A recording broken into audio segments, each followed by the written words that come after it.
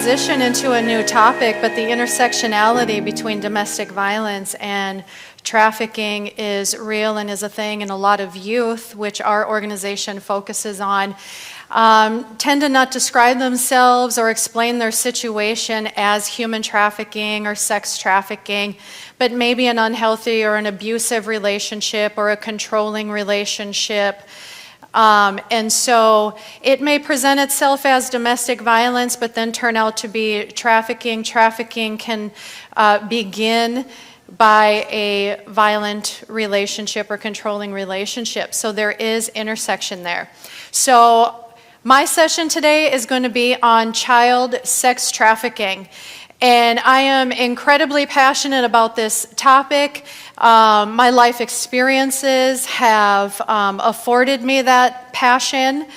When I was a teenager, at 16 years old, a friend and me, we went to go hang out as teenagers and drive around all the fun little city spots. And one night while driving around in all the fun city spots, as I grew up in the city, my friend grew up in a suburb of Minnesota, and we were going to a prestigious, they said, suburban high school. And in our driving around that night, we met a couple of guys. They were slightly older, like not hugely. We were 16. They were in their early 20s. And we had conversation. We hung out all night. And we ended up separated at some point. And I came home and she did not. And I wouldn't know what the situation was until about 3 months later. She showed up at my house while my parents were gone and everybody was gone. I was home alone. And she showed up with this guy that I recognized as the guy that we had met, that she was with that night. And the friend I was greeted with 3 months later was very different than the friend that I had last seen. I could tell that there was a high level of control, that there was a lot of fear and intimidation. There was a lot of lack of eye contact. There was conversation about, where have you been? We've been to New York. So this suburban Minnesota girl had been to New York and several other states over the course of 3 months. And she described what sounded like, possibly prostitution. And I just remember thinking in my 16-year-old mind that didn't understand human trafficking at the time, I just thought, why would my friend want to become a prostitute? Why is she prostituting? Why is she with this guy? What kind of decisions? Where did this come from? I was just shocked and surprised that my friend would choose this man and choose to participate in prostitution in New York, because I had no understanding of what trafficking was. That the nice guy she met with lots of affection and lots of cool dates and a lot of attention and a lot of affirmation would soon turn into isolating her away from her family and from me.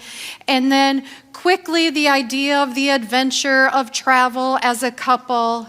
And then once completely out of her element, in a whole nother state with no cell phone, and not even knowing or understanding the geography of where she was, that's when she would learn that this was sex trafficking or prostitution, and that this relationship was not based on love, it wasn't based on adventure, but it was based on exploitation and grooming to the level of control, isolation, and sex trafficking.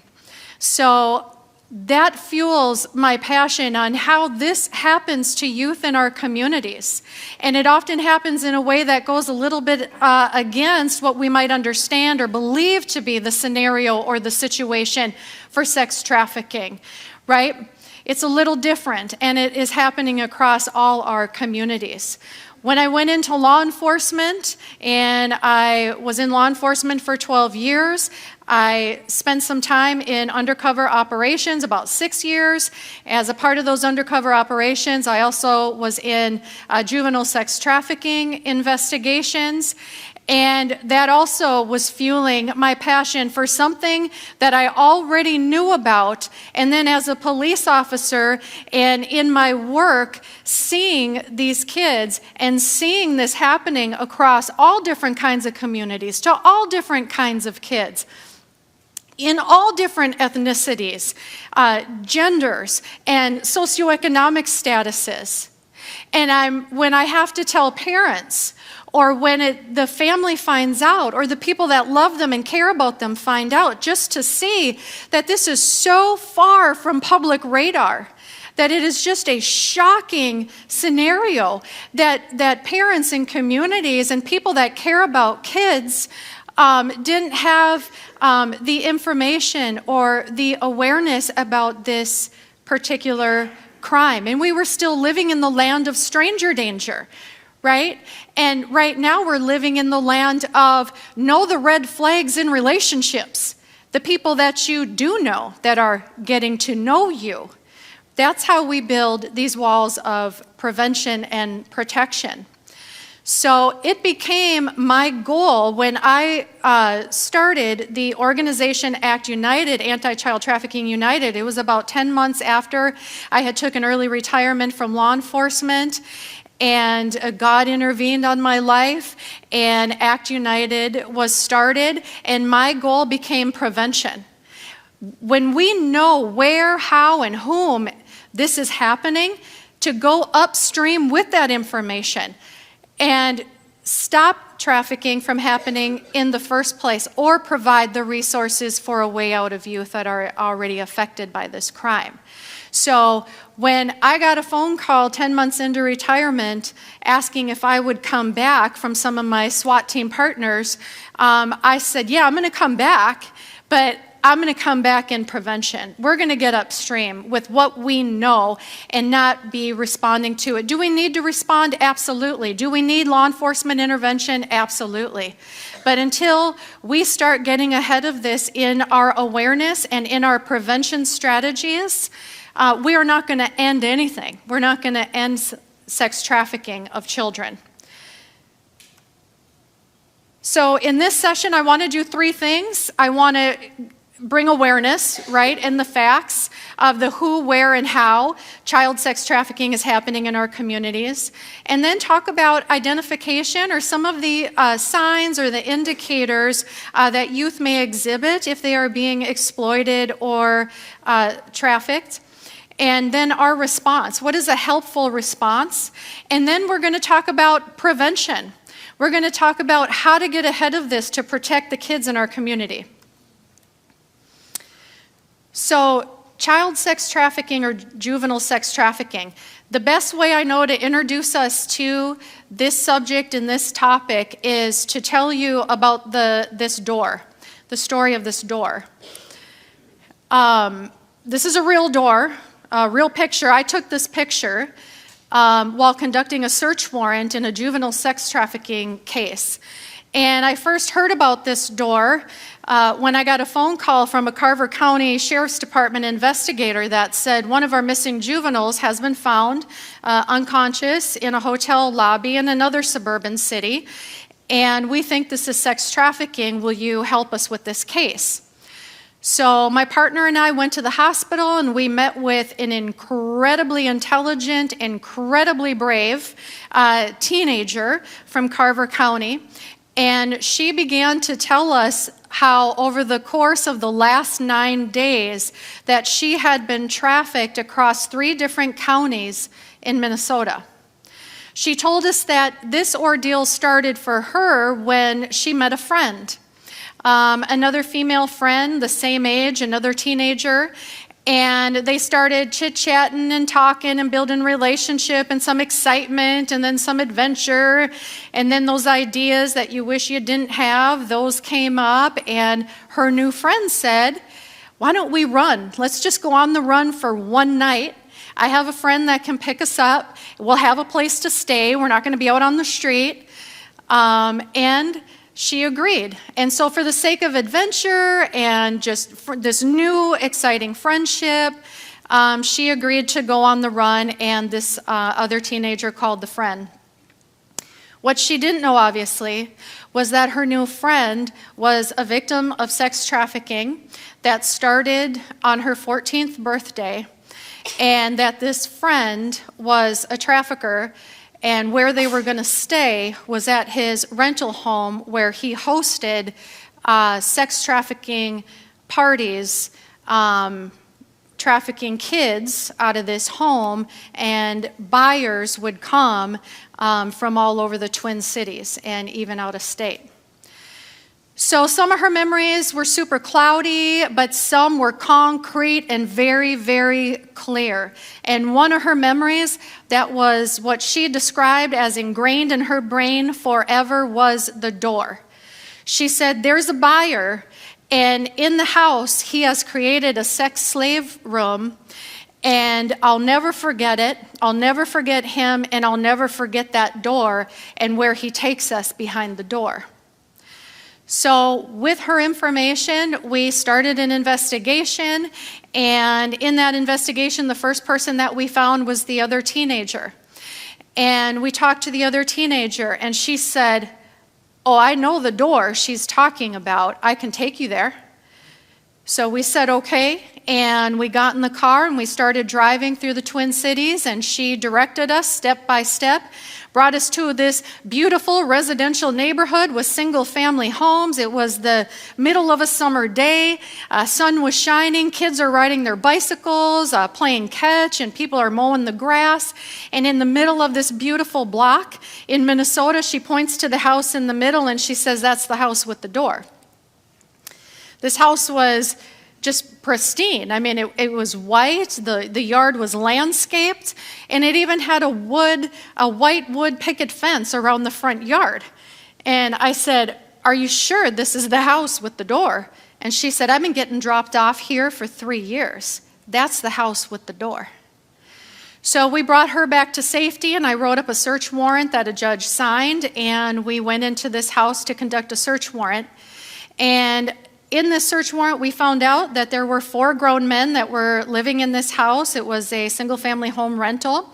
The men were between the ages of 35 and 54. They all had full-time jobs and careers. And the only ones that lived in this house, it was just as clean on the inside as it was on the outside.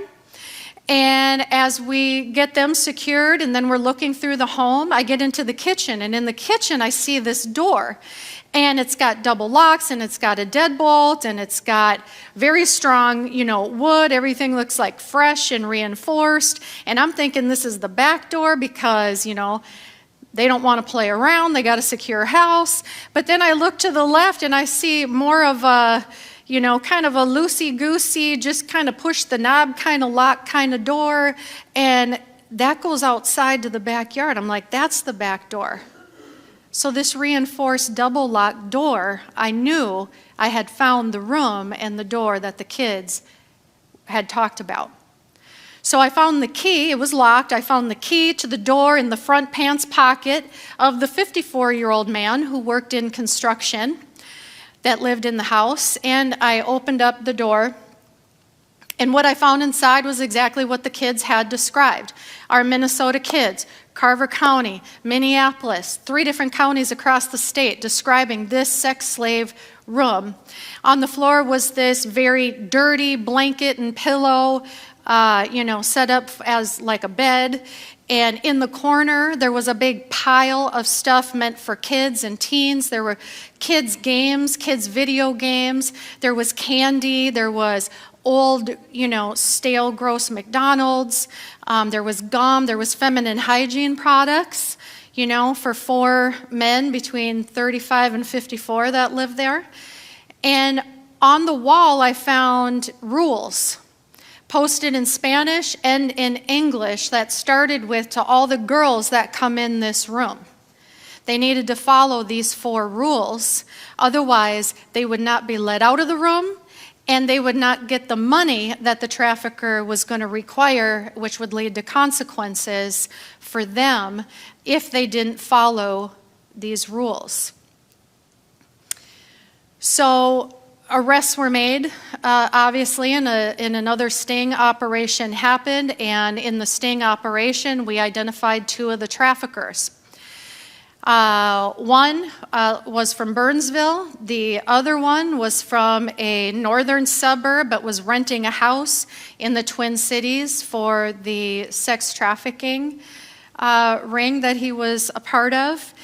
And when I looked into the background of this trafficker, which is a part of the investigation, which was my thing, I was scary. Like, if you wanted to stay missing and hidden, it wasn't going to happen. That was my scary superpower, is I found you. So I would pray, literally, police officer, downtown Minneapolis, Lord, show me where to go. And I would find you. If you're a missing kid, a missing child, a trafficked child, or you're a trafficker, or you're a predator, you were found.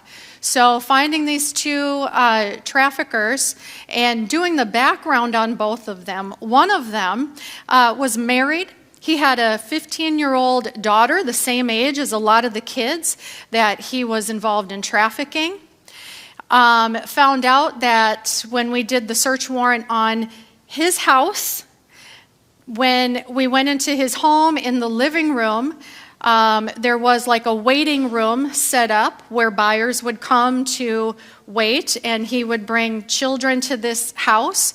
And in the waiting room of his home, on a stack of pornography videos, there was his badge for the men's ministry at church at a very large Twin Cities church. He was a volunteer, very engaged and very involved at his church and in the men's ministry. When I followed the paper trail on him, I found that 5 years prior to this investigation, his niece, who was a child at the time, had come forward to her mom to say that uncle has sexually abused me and wants me to have sex with his business partners at his job for money. And she told her mom and daughter went to the church and told the head pastor, because they knew that he is a very unsafe individual for ministry. They also told the police. And the pastor's reaction to this woman and her daughter, which is something that, was talked about in our first session, because their experience with this man was so drastically different than this child's experience with this man. The reaction of the pastor was that you are accusing a godly man that is a good man. He helps in this church and in this ministry, and you are going to ruin the reputation of this good man.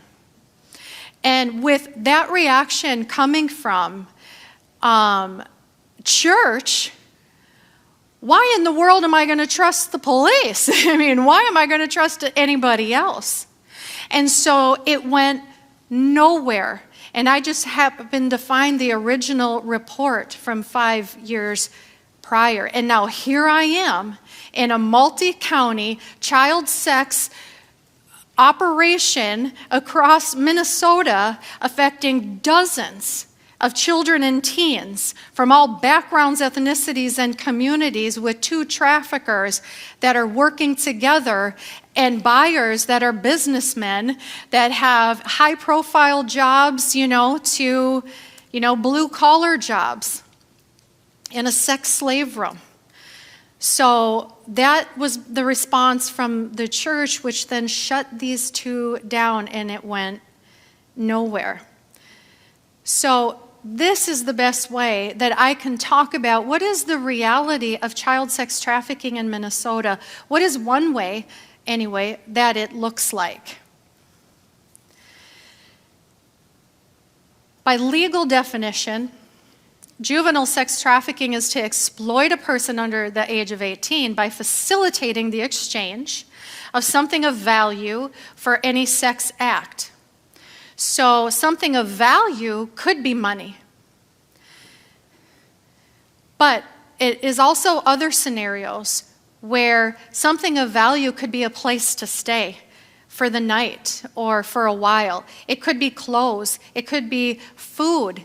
It could be a teen dad or a teen mom that needs diapers and formula. It could be a family experiencing financial hardship that needs to pay the electricity and the water and the rent. So it is anybody that helps facilitate the exchange of something of value for a sex act with a person under the age of 18. So these scenarios kind of expand our idea of what we're talking about. When it comes to Minnesota, what do we know about how often or how much is this happening? Well, we'll never know, right? It's a very hidden crime, and not every survivor discloses. So we won't know exactly, but in 2016, our Minnesota criminal courts issued 2 statements. Number 1, we're now seeing this in every county of our state. Number 2, Minnesota ranks 3rd highest in rates of child sexual exploitation crimes in the nation. In 2019, the Minnesota Department of Health did their student survey, which is a survey that goes out to all the schools in Minnesota, and schools can opt in or opt out of giving this survey to their students during the school day. And in 2019, for the first time, the Department of Health added a question about juvenile sex trafficking. It didn't say, are you a victim of juvenile sex trafficking? Because most often that's not even how they would describe it or identify their experience as being. But the question had the elements of juvenile sex trafficking, so that if a youth responded and said, yes, I have experienced that, or that has happened to me, it met the federal and state criminal definition of juvenile sex trafficking. And what the survey found is that there was over 5,000 students sitting in our Minnesota high schools that reported being a victim of sex trafficking.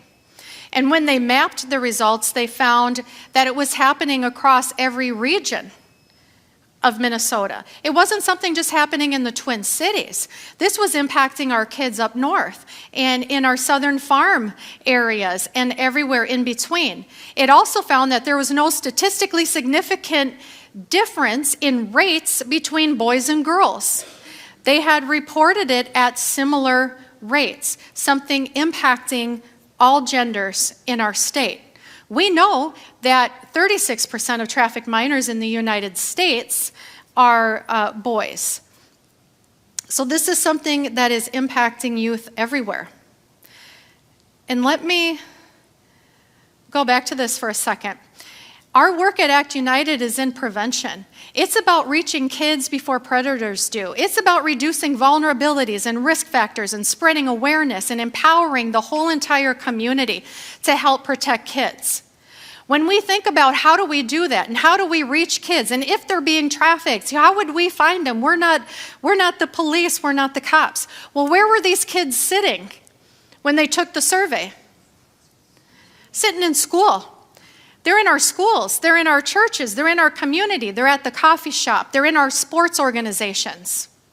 So we have an opportunity to reach youth in both prevention and intervention by getting prevention education into the community, the schools, the churches, the places that serve youth.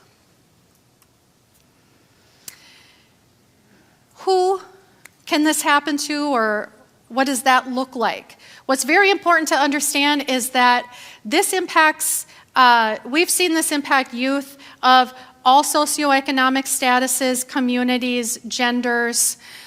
This isn't something that is just exclusive to St. Paul or exclusive to a specific ethnicity. However, we do see common vulnerabilities, and this becomes important for prevention, because if there's common risk factors, guess what we get to do? Start eliminating some of these risk factors, right? Start investing in kids, investing in community, investing in ways that help reduce these risk factors and vulnerabilities. So what are those? Housing instability and homelessness can be a risk factor. Involvement in the criminal justice system or foster youth, we've seen, are at greater risk. Financial poverty. If you are in financial poverty and you have survival needs, predators and traffickers will prey on that particular need. Emotional poverty. This is something we don't really talk about in like a bulleted way, but emotional poverty creates those risk factors and vulnerabilities, low self-esteem and depression and anxiety, lack of connection, isolation, those things that all of us at any age can go through a season or experience. But unfortunately for youth, not only are they vulnerable or at risk with some of these emotional needs not being met, but they also got a cell phone and they're posting their emotional needs to a whole world of people that don't care about their outcome, don't care about their pathway and their right to health and healing and hope and a future. And so predators, we find that youth are meeting their traffickers. It used to be about 25% online. Now it's upwards of 85 to 90% are meeting their traffickers online. Predators strategically looking for isolation, depression, low self-esteem, certain types of photos, the demographics that they are looking for. And they will be very happy and be the first to start filling those needs and begin the grooming process. Individuals or even whole communities that are marginalized or isolated, and undocumented families and communities, where we see the predators and the traffickers are often a part of that community or even a part of that family.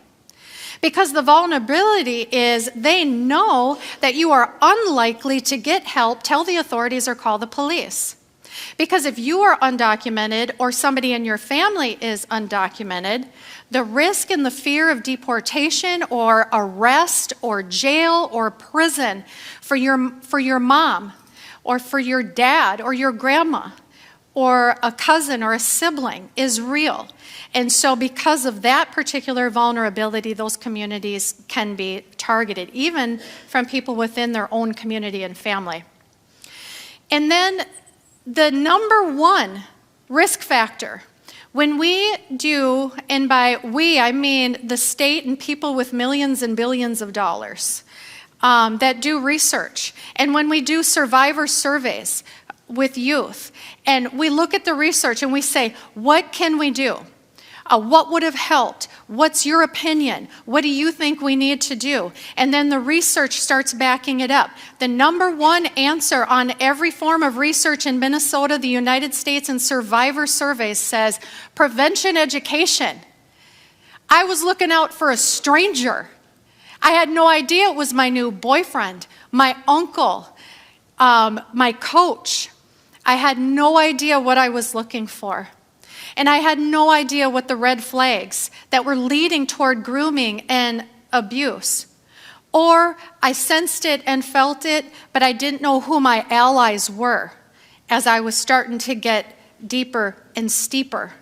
I didn't know who my allies were. So prevention education is the number one recommended strategy for ending child trafficking. So who else is involved? So if we know we got traffickers, we know we got buyers, and we know we have youth that are impacted by these crimes, take a look at these 4 pictures and kind of put in your mind or where we're at, in our understanding and our awareness of sex trafficking up to this point. And who do you think is who? Some might be kind of obvious to what we think, and others might not be. Some might fit some sort of scenario that we think. And the answer is that all 4 of these people are convicted sex traffickers in the state of Minnesota. So the older guy with the mustache up there was in charge of transporting young women, 18, 19, and 20, to locations across the Twin Cities in Woodbury and Edina, for example, to hotels and apartments and homes where they were being trafficked. The cheerleader, she valued money more than humans. And so she saw a vulnerability with a student at school, somebody that had some learning disabilities and other disabilities, and didn't have any friends, ate lunch alone. And her value for money had a bright idea to go become friends with this girl, start hanging out with her, eating lunch with her at school, and then inviting her to hang out after school, and then invited her to the party on Friday night that everybody was going to be at. And this student thought, I just went from 0 to 100 on the social scale. But what she didn't know is that this girl had already collected money from people to assault her at this party. The lady below her with the glasses, Carver County, anybody recognize her? Carver County, where we're at right now, Carver County grandma who was arrested for trafficking her 8-year-old granddaughter to a registered sex offender in Iowa. Next to her is a guy that was, the Romeo, heartthrob, good guy, take care of you, I love you, romantic, become your father figure / boyfriend / protector. And he's from Chicago. And so in Chicago, he would drive around the areas where teenagers hang out or known to hang out. He knew exactly what he'd be looking for, and he found it in a 15-year-old girl that was walking by herself. And he had another young lady in the car, about 19 years old, pulled up next to her. No gun, no knife, no threats, no kidnapping, no nothing like that. And just said, it looks like you could use some help. Looks like you could use a family. Do you want to come be a part of the family? Well, family life wasn't that good for her, and she could use a friend, and she could use to be a part of what would feel like a family. So she got in the car, and they said, we're going to Minnesota for a couple of days. Do you want to come? She said, sure. Got up to Minnesota, and that's where she found out that it wasn't a family, it wasn't a friend, it wasn't help at all, but it was sex trafficking. And she refused. She said no, and she ended up severely assaulted and was found at 7 o'clock in the morning on the side of the highway by somebody on their way to work. So 4 different scenarios of trafficking and what that looks like in Minnesota, and pretty consistent across the United States. So there's no one profile that we can turn to, that there are several different types of human beings that would traffic a child. So how does that happen? So we talked about vulnerabilities, and then we talked about traffickers, and how this happens is less than 10% starts with a kidnapping. About 90% start in the context of a relationship.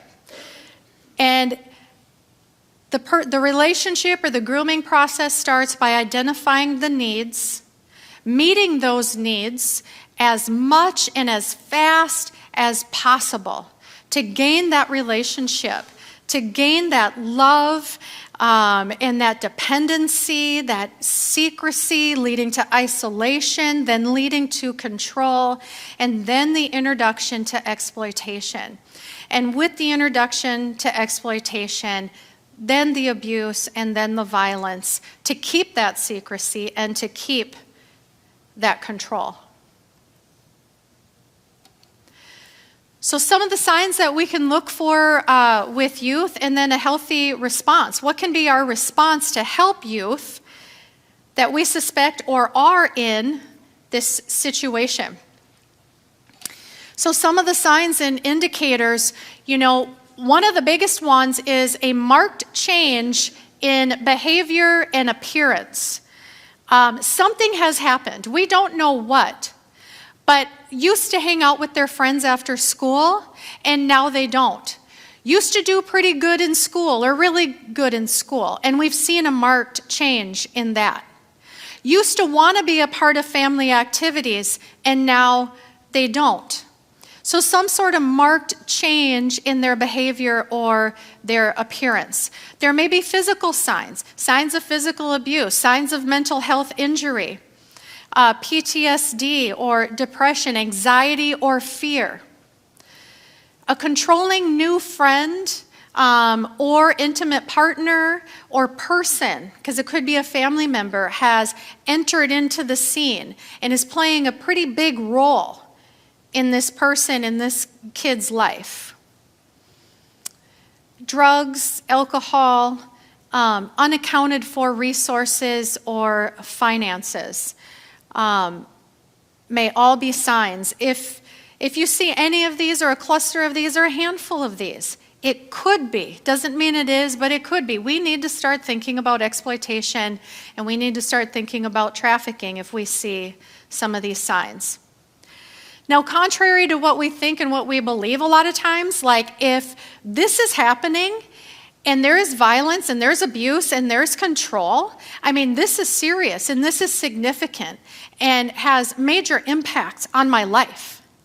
So you would think, and we often think, that this first opportunity that you get to say, help me or do something or, get me out of this, or here's what's happening to me, help me.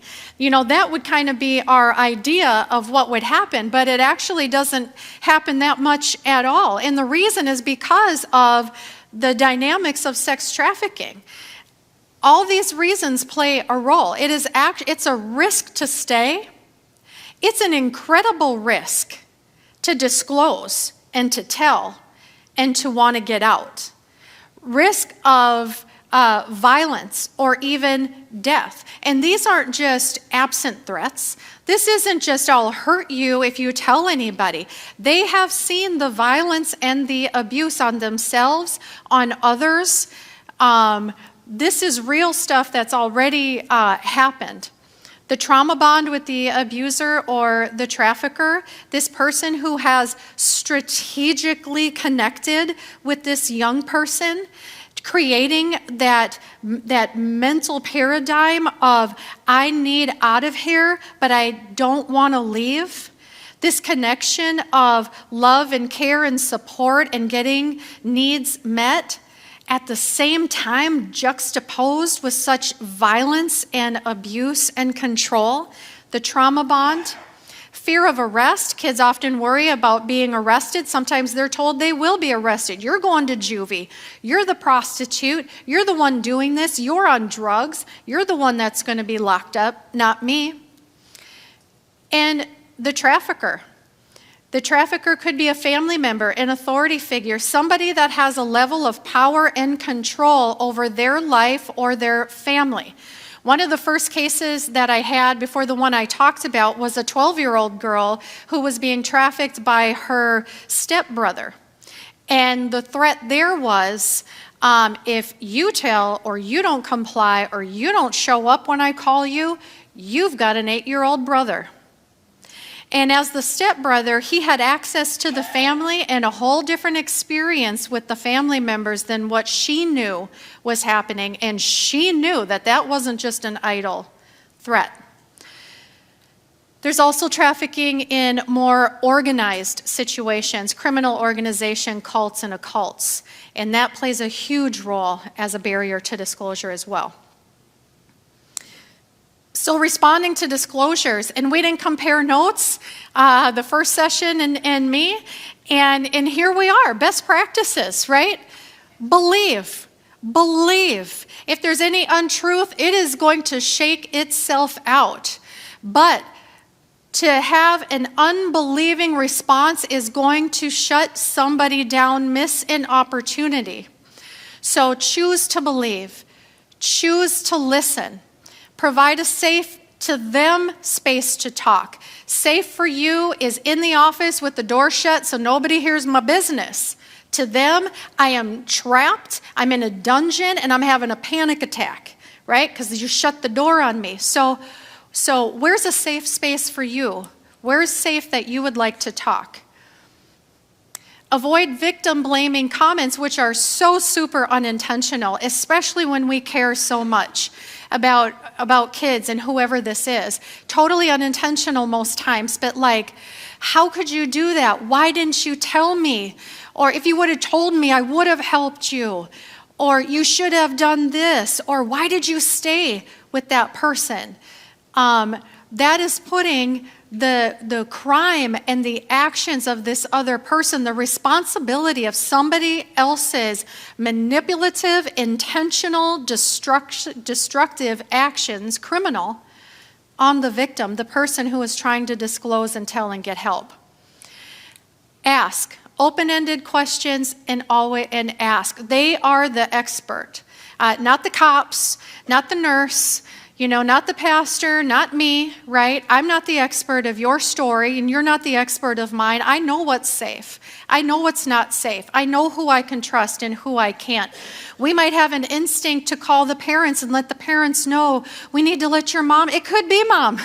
It could be somebody in the family. They're the expert of their situation and their story. Even as a cop, there were kids that the medical field was trying to protect them from the police. And I'll never forget, I had a young lady that was like, where's the cops? Where's the cops? Because she knew that she was out, but she left behind two people she cared about that were still there. And she was like, skip the medical, skip this, skip that, get me the police, right? But it was the medical field's idea for them that, no, your medical care should come first. So they're the expert of their story. Ask, how can I help? What resource can I help you find? Open-ended questions that, again, like the earlier session, put them back in control because they're the expert of their story. Unified response, you'll see at the end there. Know your allies, know your advocates, know your organizations, even know your police departments in your community. Because you don't have to be the answer and have all the answers to everything, right? But to know who your team is in the community so that you have somebody that you can recommend or that they can call or that you can call. Because this is what the pathway to healing and to help and to hope looks like. It's the whole person being able to be served. This is in your folders, so this is your resource information and your phone numbers that you can call if there's ever suspected, or there is a disclosure for sex trafficking. So, heavy stuff. Let's stretch an elbow and a hammy. Let's stretch a hammy. This is a lot. And this is, these are not fun topics, right? Let's wake up and talk about horrible things that are happening to people in our community, right? And pass a roll and, some coffee. It is not easy to talk about. It's not awesome that we have to talk about this. But you know what? Every generation had a thing. Every generation had a thing. When people started dying at incredible rates of cancer and lung cancer because of smoking, right? We had to hit the ground with campaigns and truth and science, and we had to hit it from all kinds of angles to try to get people, to stop and take a look at this public health crisis. We had sexually transmitted disease. We went through an AIDS generation. We went through a spike in teen pregnancy. Every generation has had its thing. This is our thing. Child trafficking and the exploitation of children in our community. This is our generation's thing. This is our cause, is how do we help people and help protect kids? Who's going to talk about it? And most importantly, what can we do about it? When people see me smile and laugh and do these, Instagram posts and stuff like that are so light, they're like, you do child trafficking? But I do prevention. We do prevention. We invest in kids. We work with kids. We work with community members that care. We talk about resources and empowerment and signs and indicators, and we help and we get ahead of it. That is exciting. Prevention, as if that's not exciting enough, and hopefully it is. Kids' lives, even from a financial perspective, when we talk about where to invest, you're here, what can I do? What's my organization, my group, my foundation, my church? What are we going to do? Well, of course, I'm going to hope that we not either or, but we start investing in prevention. And in 2012, they did a cost-benefit analysis study in Minnesota, and they found for every dollar that is invested in prevention, saves $34 in the restorative services and the comprehensive multidisciplinary care that a survivor is going to need. So investing in prevention, so we protect lives from this happening, and we are investing in ways that are going to make the greatest impact and stretch of our resources. What can your church or organization do in prevention? Pray. I got testimonies like crazy. Help reduce those vulnerabilities and risk factors we talked about. If foster care is a risk factor and a vulnerability, invest in, do drives, help with care for families that are providing foster care. Restore One, Real Hope Project. Talk to your local county. What do foster families need most right now? Because we want to provide that. Great, we're on it. Help reduce those vulnerabilities. Promote, support, bring prevention education to the youth in your church or your community. Help sponsor our prevention education programs to get into your schools, get into your churches, and into your community. Build safe sanctuary as a church or a ministry for survivors with the training that Hannah talked about earlier. Build your community team. Who's the allies in your community? What are we doing? Act United came on the scene to work in a model of prevention. True prevention goes beyond awareness. Being aware of something is information. Taking action on what we know, then it becomes prevention. And prevention that is going to empower the whole community. If parents know, yet kids are still being targeted every day on their social media, or the kids know what's going on, but parents don't have resources to have these conversations or to know what to do if they see signs or indicators, teachers, pastors.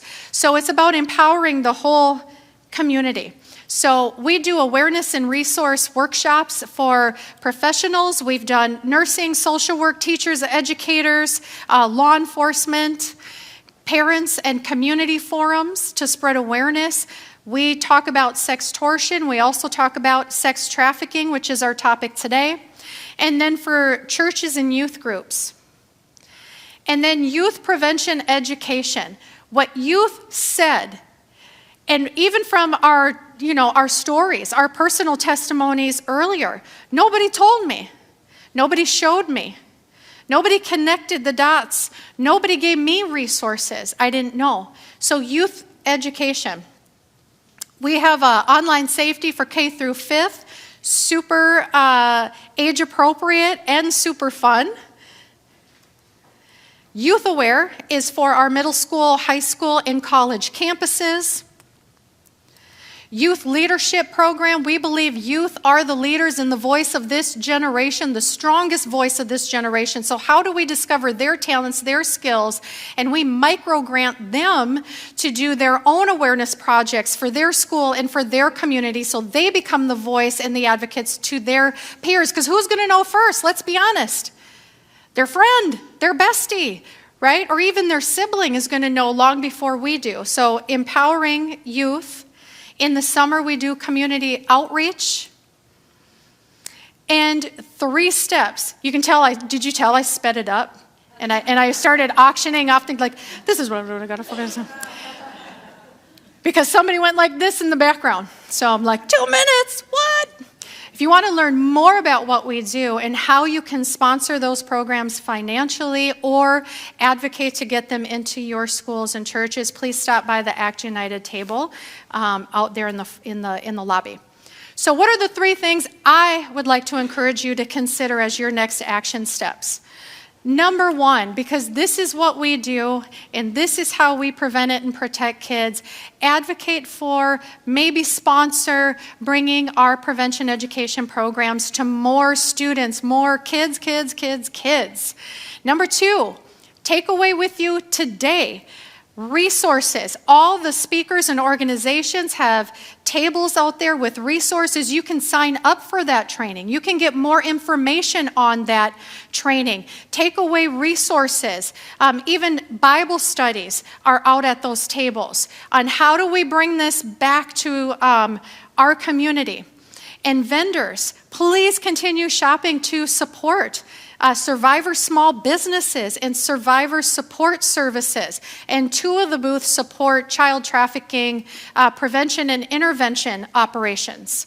So take something home today and then follow up with your group, your team, your foundation, your church.